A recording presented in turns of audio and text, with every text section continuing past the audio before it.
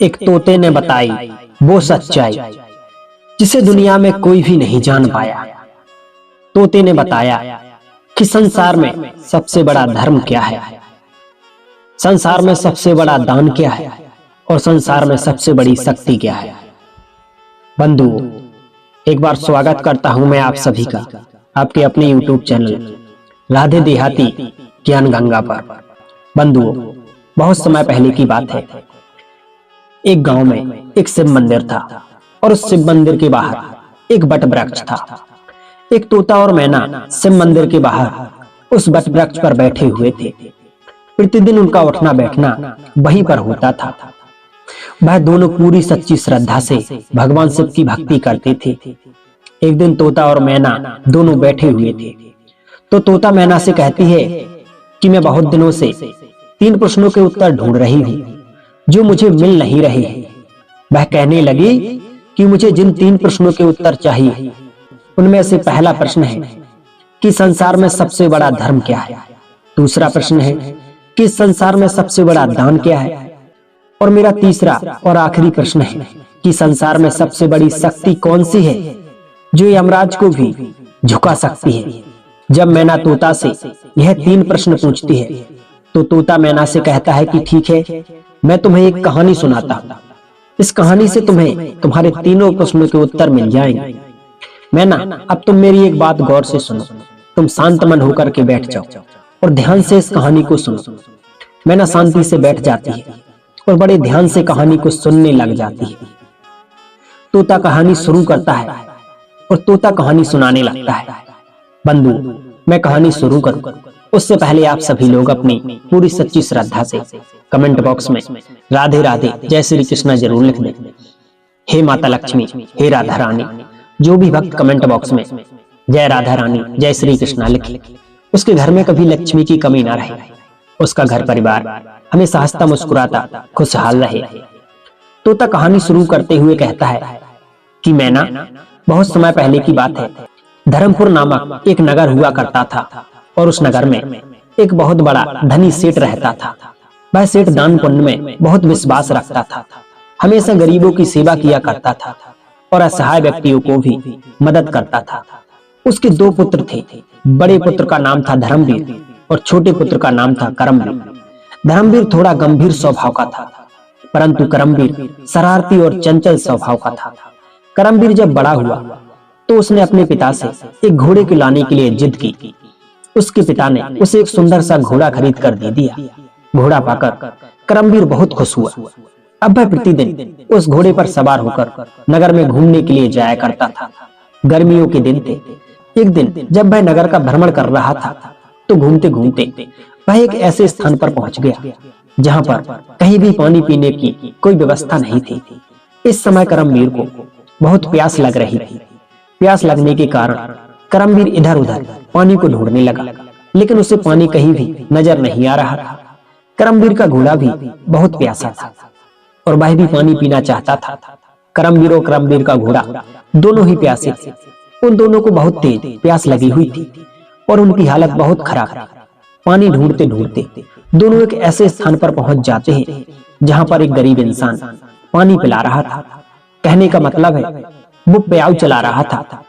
प्याऊ उस स्थान को बोला जाता है जहां पर कोई व्यक्ति मुफ्त में राहगीरों को पानी पिलाता है, जहां पर गर्मियों के दिन में राह चलते लोगों को धर्मोर्थ पानी, शरबत, लस्सी आदि पिलाई जाती है।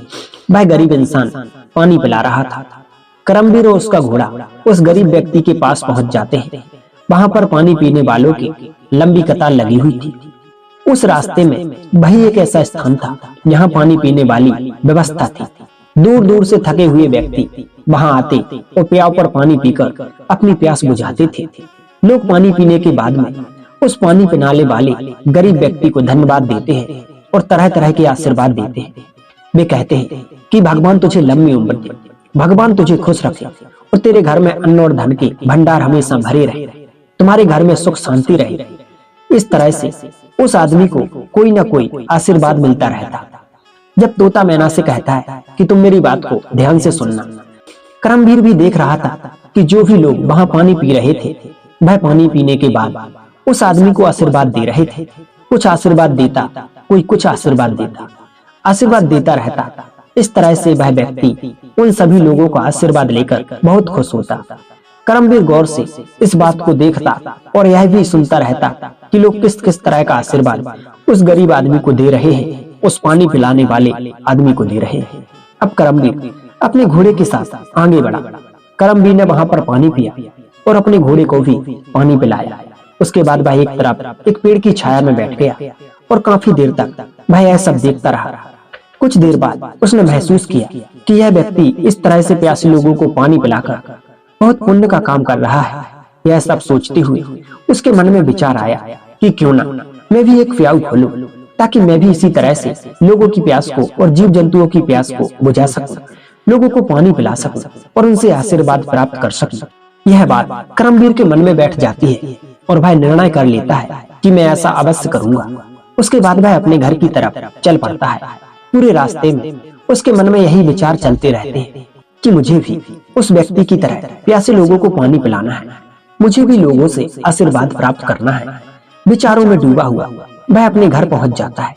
घर पहुंचकर वह अपने पिता से कहता है कि पिताजी, मुझे 20 मटके चाहिए। करमवीर का पिता उस नगर का बहुत बड़ा धनी सेठ था।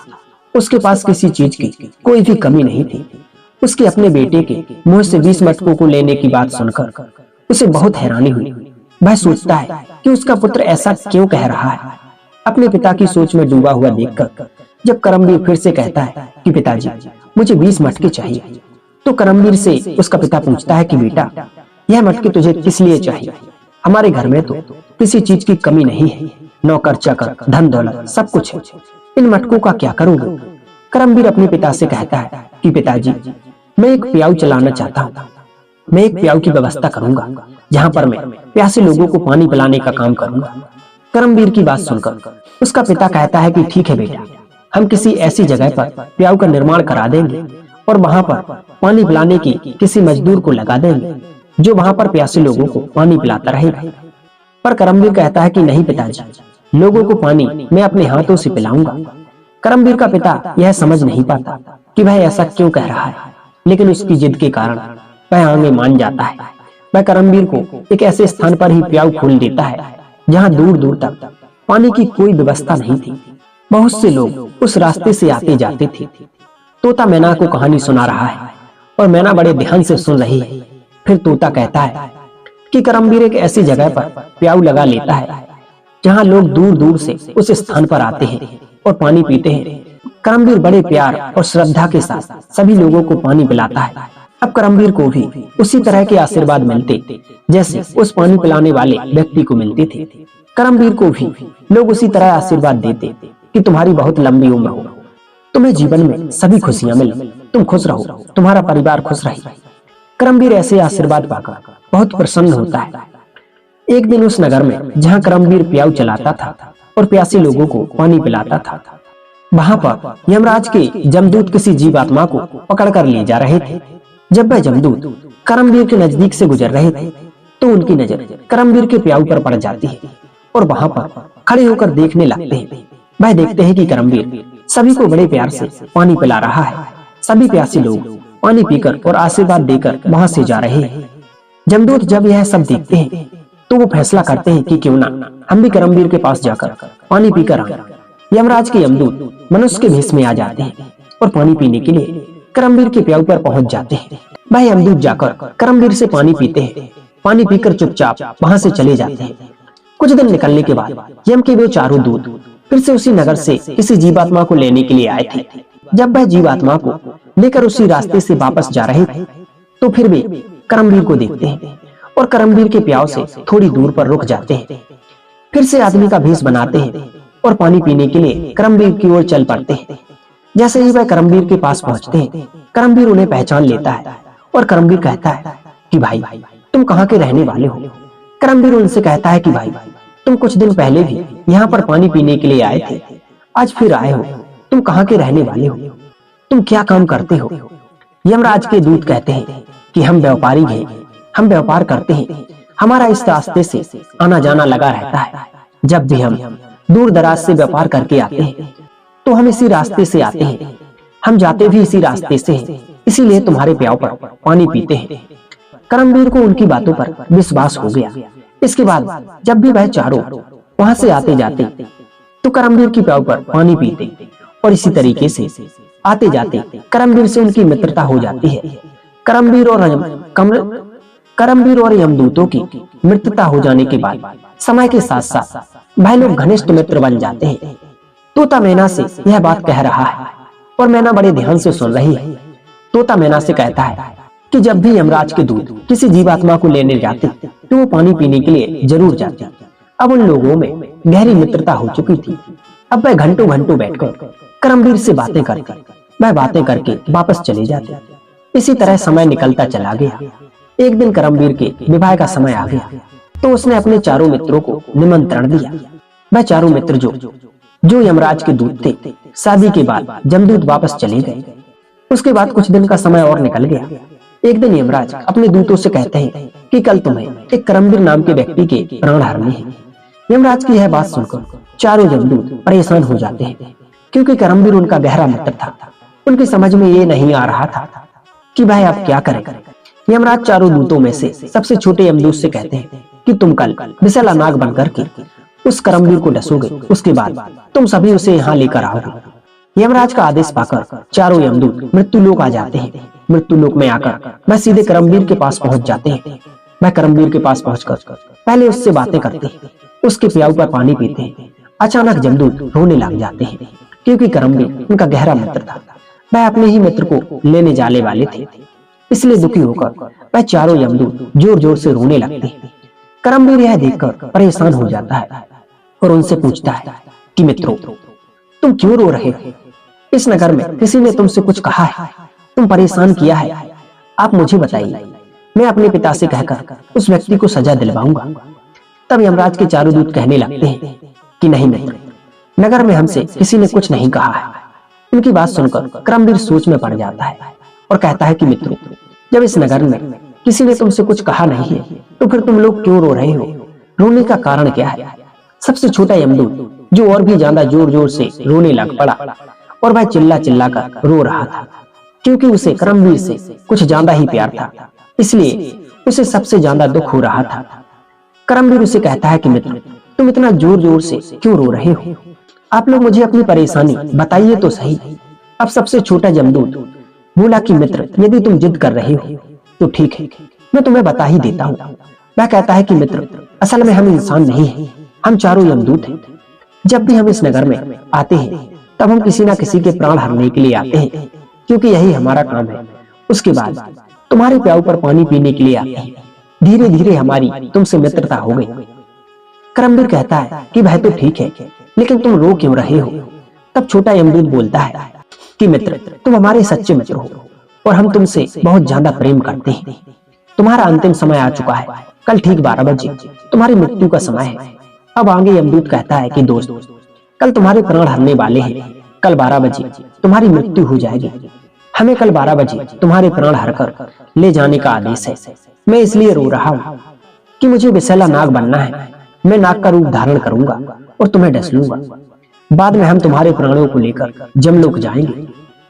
उनकी बातें सुनकर पहले तो करमवीर थोड़ा डर जाता है, लेकिन बाद में हिम्मत करके वह कहता है कि मित्रों, जब मेरी मृत्यु आ ही गई है तो डरने से भी कुछ नहीं होगा और ना ही अब तुम लोग कुछ कर सकते हो।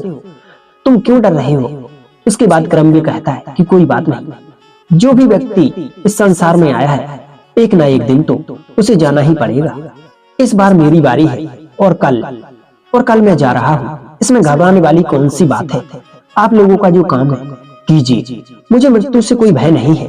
मैं तुम्हारे साथ चलने के लिए तैयार हूँ। जब यह बात करमवीर जमदूत से कहता है तो वो कहते हैं कि मित्र, भय तो सब ठीक है, लेकिन हमें इस बात का दुख है तो हम अपनी तरफ से इतना करने की कोशिश करेंगे कि मृत्यु के समय तुम्हें पीड़ा ना हो।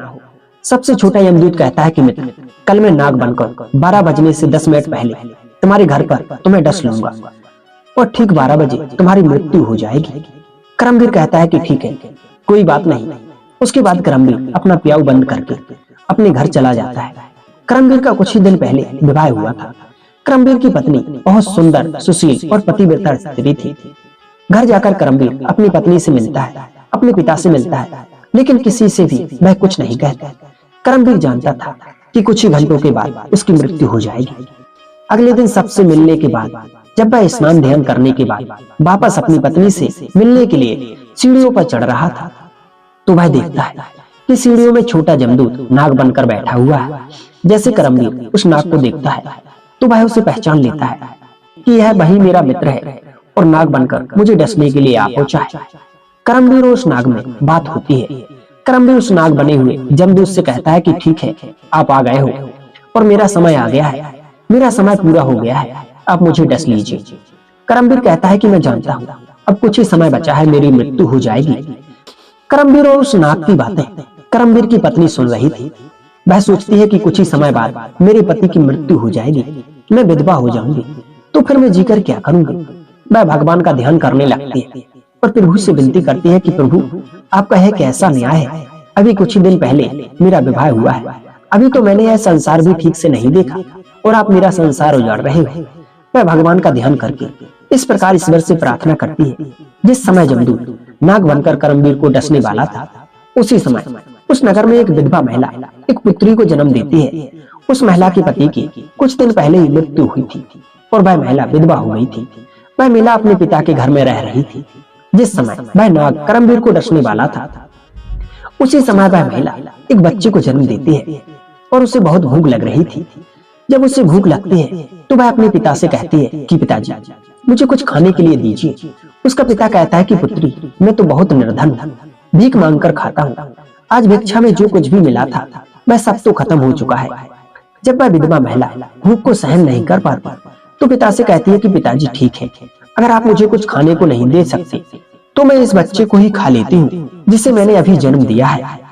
पुत्री की यह बात सुनकर पिता अपनी मजबूरी पर अपने आप को कोसता है और वह रोने लगता है। वह अपनी पुत्री से कहता है कि ठीक है बेटी, मैं नगर में जाता हूँ और नगर में मांगकर जो कुछ भी मुझे मिलेगा मैं उसे लेकर आता हूँ। उस महिला का पिता नगर में भीख मांगने के लिए जाता है। वह व्यक्ति प्रतिदिन वहाँ के लोगों से भिक्षा मांगता था, इसलिए लोगों ने उसे भीख देना बंद कर दिया था। लेकिन आज उसके पास में कोई चारा नहीं था। अब वह जिस भी घर में भिक्षा मांगने के लिए जाता, लोग अपने घर का द्वार बंद कर लेते हैं, कोई भी उसको भिक्षा नहीं दे रहा था। वह घूमता घूमता उसी सेठ की हवेली पर जाता है जहाँ पर यमराज नाग बनकर करमवीर को डसने वाले थे। वह सेठ की हवेली पर पहुंच जाता है और भिक्षा के लिए गुहार लगाता है। वह कहता है कि मुझे भिक्षा दे दीजिए, मुझे भिक्षा दे दीजिए, मेरी पुत्री ने बच्चे को जन्म दिया है और वह भूख के मारे तड़प रही है और वह कह रही है कि यदि मुझे खाने के लिए कुछ नहीं मिला तो मैं अपनी बच्ची को खा लूंगी, इसलिए अगर हो सके तो आप मुझे भोजन दे दीजिए, मेरे बच्चे की जान बचा लीजिए। उस दिन करमवीर की पत्नी ने कई सारे भोजन बनाए थे। करमवीर की पत्नी उस भिखारी की आवाज को सुनती है और वह सोचती है कि मेरे पति की कुछ ही मिनटों में मृत्यु हो जाएगी। उस दिन करमवीर की पत्नी ने कई प्रकार के भोजन बनाए थे।